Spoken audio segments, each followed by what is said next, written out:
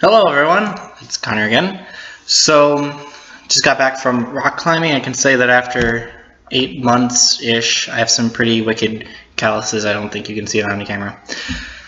But anyways, I wanted to tell you a few things that I've been doing so far to help learn Russian. So as a disclaimer, I am not at all fluent in this language. I've just started learning it.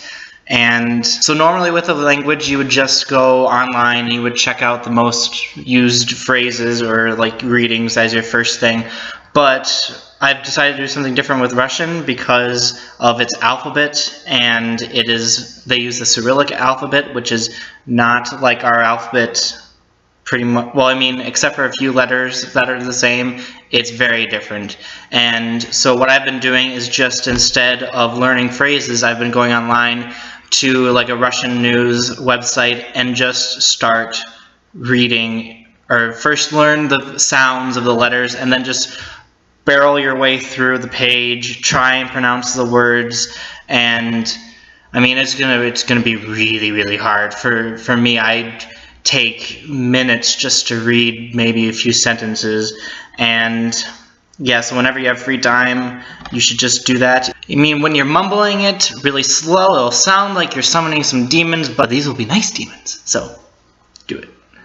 Other things you can do is, I saw online to just go look up some town names in Russian, and an interesting thing is how we pronounce a Russian name, like in Russia, a city name, it's actually pretty close to how they pronounce it in Russian. As I was reading their names of their cities, I noticed that, I mean, all of them, with I think the exception being Moscow, which it turns out to be Moskva.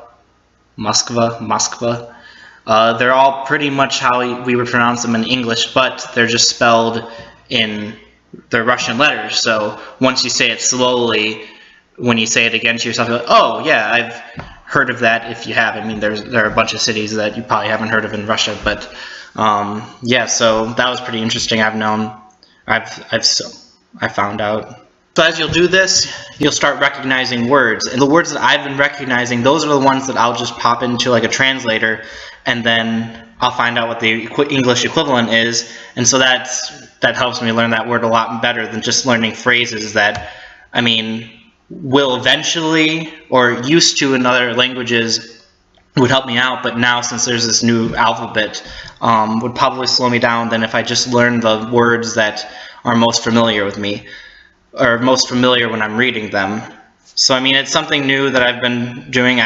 This is different than when I've learned German or French, and I'm not fluent in German or French, but I definitely know a decent amount in French, and I definitely know a lot in German so far. Hopefully those might help you out with learning Russian, although you're probably a lot farther than me because I just started maybe 3 days ago or whenever my last video was.